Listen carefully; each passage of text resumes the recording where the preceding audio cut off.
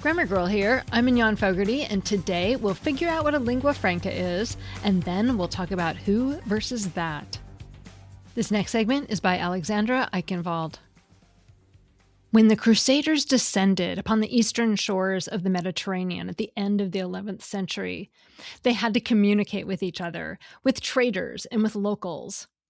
Many of them spoke different Romance languages. Italian, especially from the then powerful city-states of Venice and Genoa, Provençal, French, or the forerunner, Latin. Most Westerners in southern Europe were French, especially from between Marseille and Genoa, from where ships and traders sailed toward the Middle East. These Westerners, as a whole, came to be called Franci, Franks, or French, by Arabs and Greeks. Around the time of the Fourth Crusade, 1202 to 1204, and maybe earlier, a mixed language gradually emerged in the Eastern Mediterranean, and later spread to the West. This common language used by the Franks and those who traded and fought with them was also known as Sabir, but you might be most familiar with the term lingua franca, literally Franks language. The Frankish language was a mixture of simplified Italian, French, and Spanish, with a smattering of Arabic and Turkish, and was in use across the Mediterranean shores in the Middle East until the late 19th century, before it faded away. Written with lowercase, lingua franca refers to any language used between people who have no other language in common. Lingua francas go back to antiquity. Sanskrit was a lingua franca through Southeast Asia and Central Asia in the first millennium CE via trade and religion. Around the Mediterranean, Greek was a lingua franca from about 300 BCE until about 500 CE, used in trade, literature, and education, and in spreading early Christianity. Between the 2nd and 4th centuries, Standard Latin replaced Greek as the lingua franca of the expanding Catholic Church.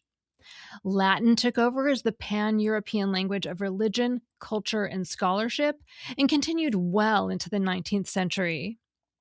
From the 17th century, Arabic has been a lingua franca across the Islamic world, connecting communities across Africa and Asia.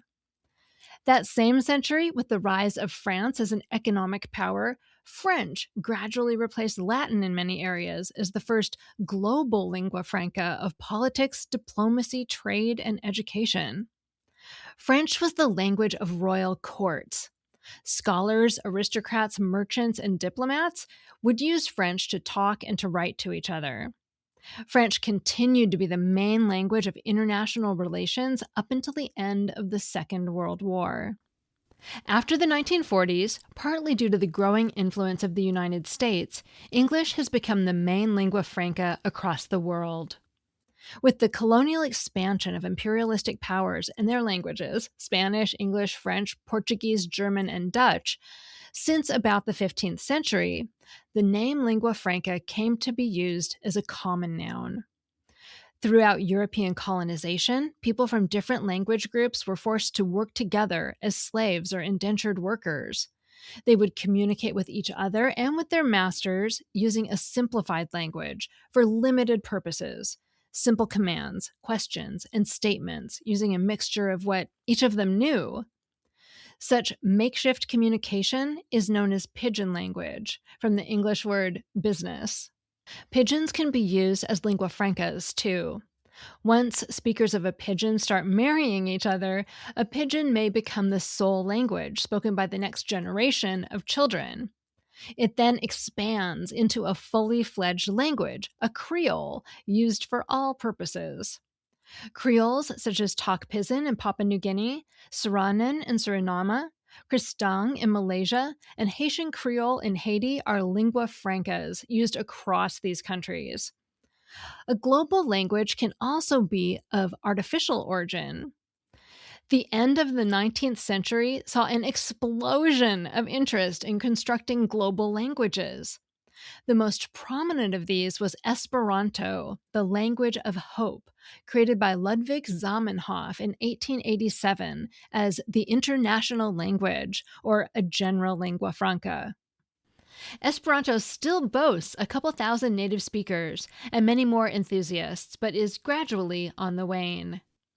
Lingua francas arise when required and fade when replaced by others. German faded as a lingua franca with the loss of German colonies after the First World War. Portuguese remains a lingua franca across Brazil and Spanish across other South American countries. And the global use of French is still there. We send a letter par avion or to poste restante. But there is one winner well ahead of the rest. English has now grown to be the global language, spreading well beyond native speakers and the former colonies of English-speaking powers. English is the language of worldwide diplomacy, scholarship, and especially technological advances, social media, and artificial intelligence. Does the aggressive spread of English threaten to put an end to all other languages, minority languages and other lingua franca alike, and language diversity across the world? Well, the jury is still out. The growing importance of Mandarin Chinese as a main lingua franca across China, of Arabic across Africa and the Middle East, and people's resilience to keep their languages going, and with them their cultures and histories, may well keep English at bay. That segment was written by Alexandra Eichenwald, a professor and Australian Laureate Fellow at Jawun Research Institute, CQ University in Australia. It originally ran on The Conversation and appears here through a Creative Commons license.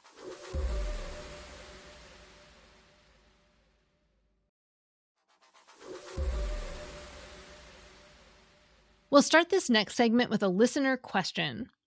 Peter asked, why are so many people now saying that instead of who as a pronoun when referring to people or groups of people? I'm referring to recent movies and online videos.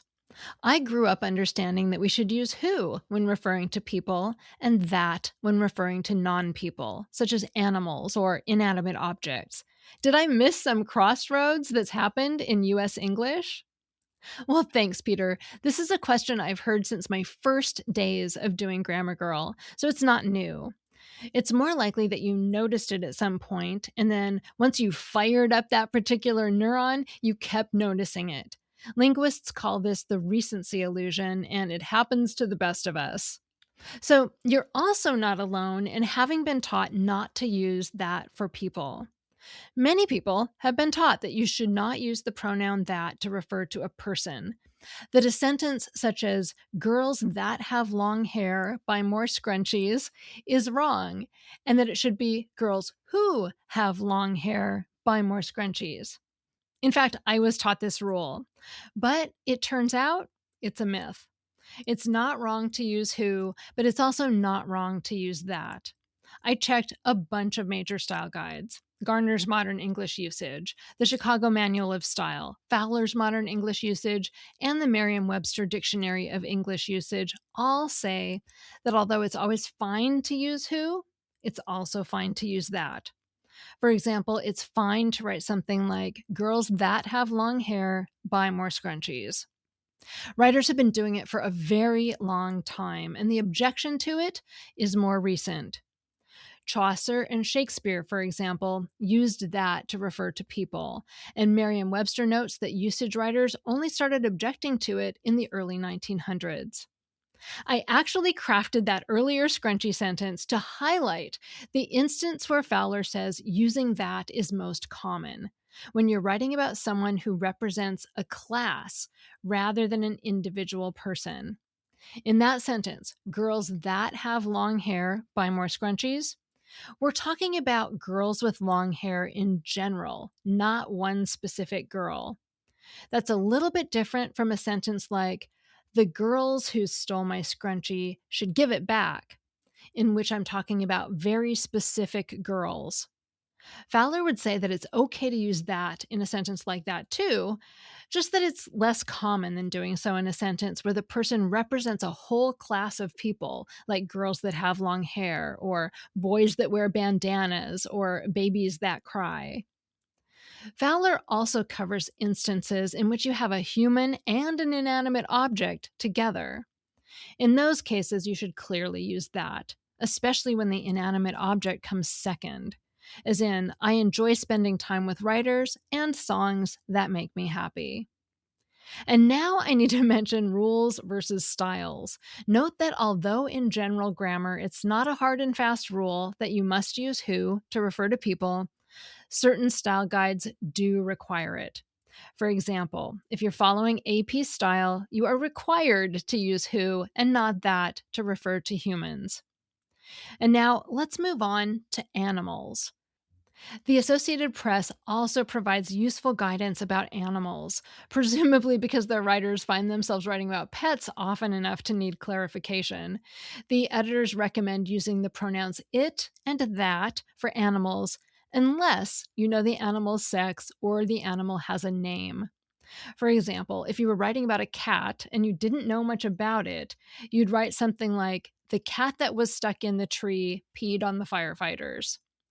But if the cat had a name, you'd write something like, "Mr. Bigglesworth, the cat who was stuck in the tree, peed on the firefighters." And if you only knew that it was a female cat, or you were just using pronouns, you'd write something like, "The cat who was stuck in the tree meowed at her owner." Again, we have style issues to deal with. For example, APA style has different recommendations. It recommends using that to refer to animals such as cats and rats, not who. This is just a guess, but I wonder whether the APA might stick with that for animals because, unlike Associated Press writers, APA writers are most often writing about lab animals instead of pets. The stylebook also recommends against anthropomorphizing animals, for example. But regardless, it's important to remember that even though the general rules are flexible, the rules may be more rigid if you are following a specific style guide. So be sure to check. And since we're talking about the less common uses of the pronoun who, I'll also tell you about the strange case where we use a form of who to talk about inanimate objects. Whose. Since modern English doesn't have a separate possessive pronoun for inanimate objects, we use whose for both people and things. We can talk about the man whose leg was broken and the table whose leg was broken. Both are fine. Well, not fine for the man or the table, but grammatically fine. Occasionally, people think or have been taught that they can't use whose for objects, but the style guides are clear that it's fine. In fact, the Merriam-Webster Dictionary of English Usage says, quote, "The notion that whose may not properly be used of anything except persons is a superstition." Well, if it bothers you, though, you can always rewrite the sentence. The table whose legs were broken can become something like the table with the broken leg or the table that had a broken leg.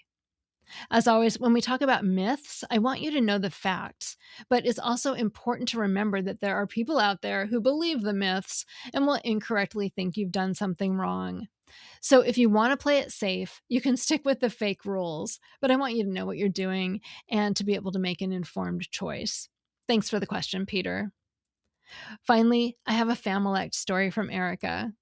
Hi, Mignon. This is Erica in Edmonton. Like so many couples and families, my spouse Stephen and I practically speak in our own language when no one else is around. And I think my favorite example of this is the doot doot doot.